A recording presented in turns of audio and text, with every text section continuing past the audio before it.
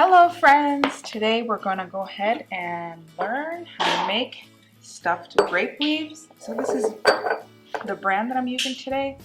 There is a whole bunch of brands out there, so it really doesn't matter. Sometimes the grape leaves are a little bit softer, sometimes they're a little bit harder, but the outcome is typically pretty much the same. Grape leaves, the leaf itself, it tastes the same.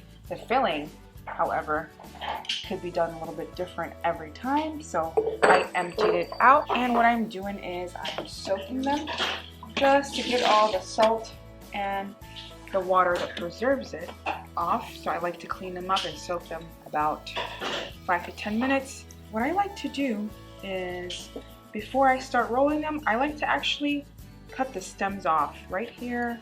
You see these stems right here? I like to, it's kind of a little bit monotonous. You just go ahead and cut the stems off with a knife and get them prepared. That way I'm not stopping every time to cut a stem off, okay? Alright, now I like to cut the stems off while my meat is sitting, because I do like to get it to room temperature. There we go, looks really nice. So I do have a plate here, and what I'm going to do is cut the stems and put them on top of this plate here. So this part can take a little bit of time, but it's very much worth it so that you don't have to keep going back and forth.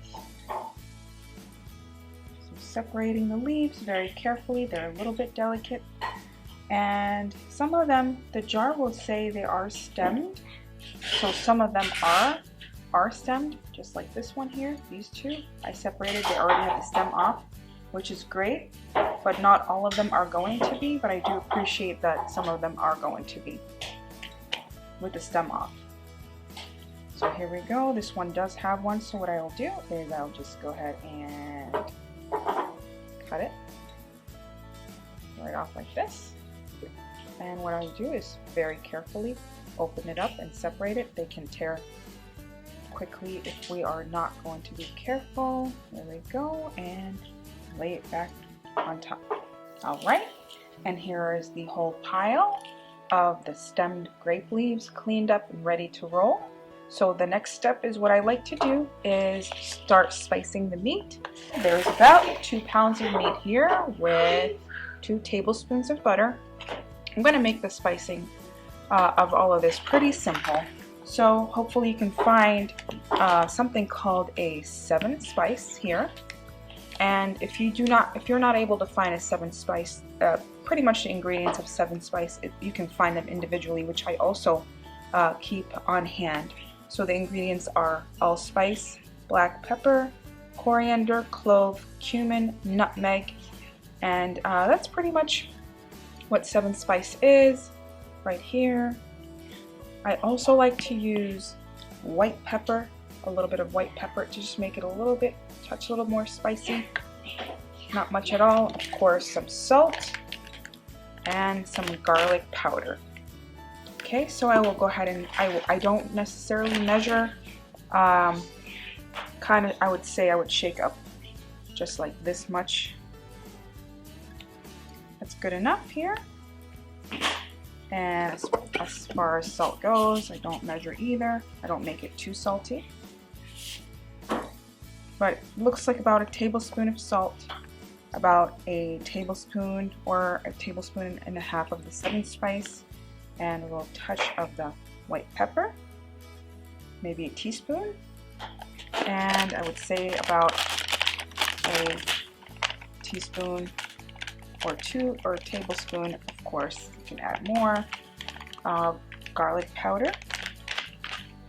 And that's pretty much it. What I do now is I just go ahead and mix it. Of course, I've washed my hands first, gotta make sure of that. And while I'm mixing this, I'm also soaking 2 cups of rice. So typically how I would like to do it is 2 cups of ground beef added to that 2 cups of rice. That's the ratio that I and my family tend to enjoy.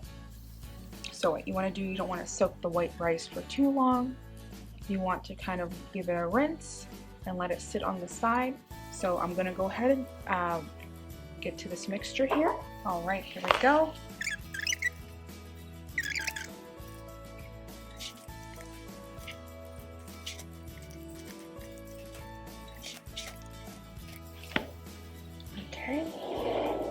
Now I'm gonna go ahead and add my washed and rinsed white rice into the mixture.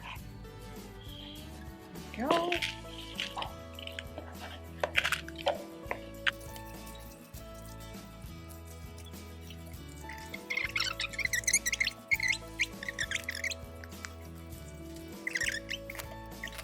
It's pretty much ready.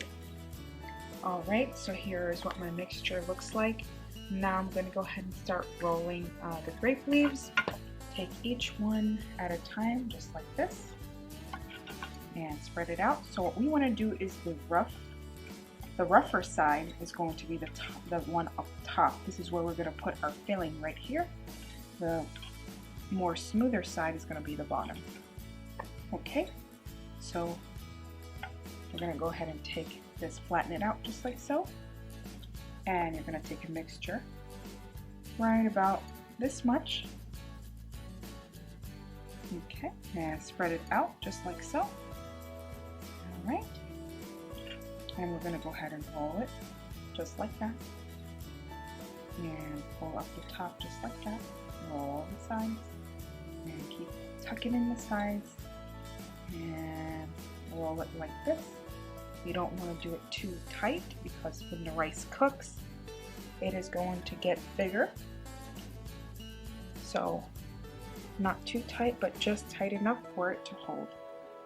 Now some folks, they like to put steaks on the bottom to just make it a little richer. I've also seen some people put chicken wings on the bottom, which also makes it, the fat from the chicken wings or the steak makes it taste a little richer. I found most times I don't put anything on the bottom. So just rolling it just like this. There we go. And that's what it should look like.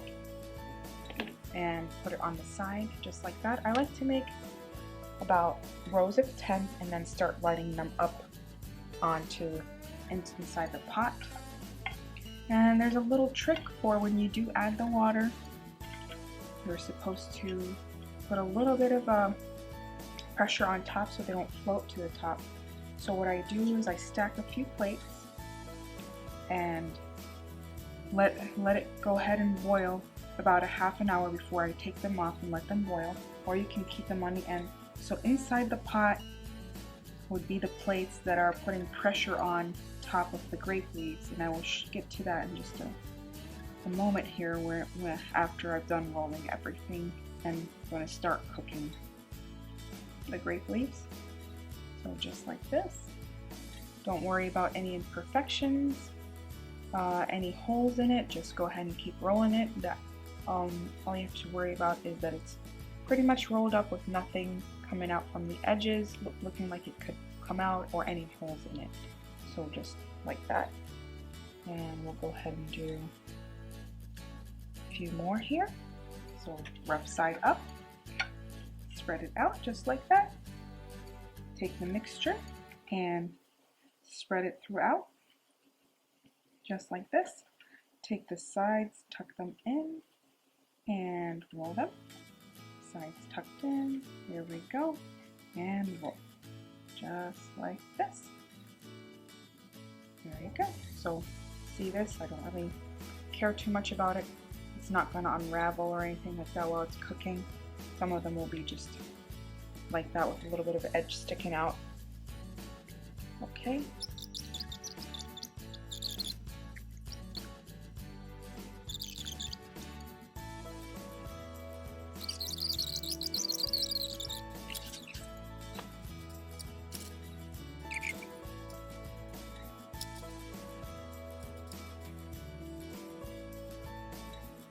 So I am starting to stack it up now that I'm halfway through.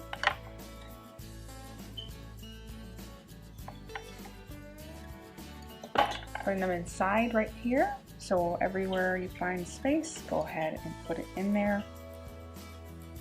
And this is what it should look like for the first row. And then what you want to do is just keep on stacking them. Alright, this is what it should look like at the very end, something like this. Everything's stacked up, so I have about 3 rows, I would say, of the grape leaves. Now what I'm going to do is show you how to keep them down so they don't float up when you fill it up with water. I usually like to fill up with water and go ahead and put a little bit of olive oil also to cook with. I find that it cooks better with about a tablespoon or two of olive oil within the water mixture.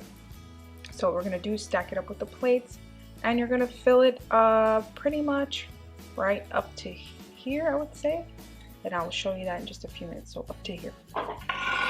So what I have here to show you is just 2 of my saucer plates here. I'm going to go ahead and place it on top on one side, just like that, and then on top on the other side. And that way everything doesn't float to the top. I'm going to turn my hot water on. Alright, so we have that on top of each other here, and I'm going to go ahead and just fill it up out of hot water from my sink. And just right about there. And as you can see, they're not floating to the top. If you don't have these saucers on top of the mixture or the grape leaves before they cook, there's potential that everything could rise and start to open up. Alright, so what I'm going to do is put it on the stove on high heat first. Then after a boil, I'm going to turn it on to a medium low. I'm going to add about 1 to 2 tablespoons of olive oil just on top and just let it boil. Alright, let's turn the stove on all the way. A little bit of olive oil right in here.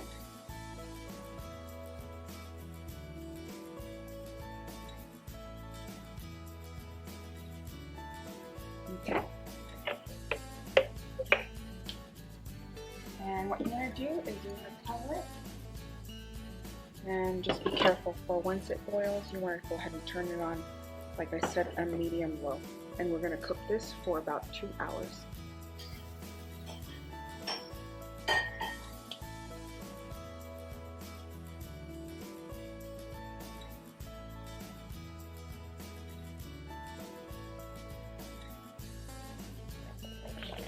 Alright,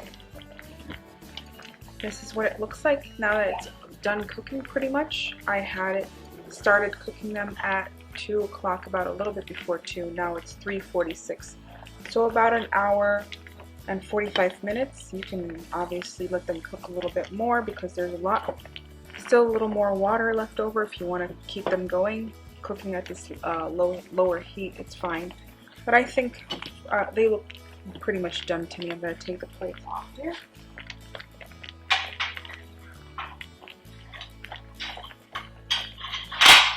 Yeah, and then they're pretty much all set, all ready to go. It looks like something like this. There you go. They're still kind of cooking. I can leave them cooking for about 10 more minutes. So on average, pretty much an hour, 45 minutes to 2 hours. It's 3:47 now, and they've been cooking. Well, I put them on the stove at 2 o'clock. All right, and that's about it.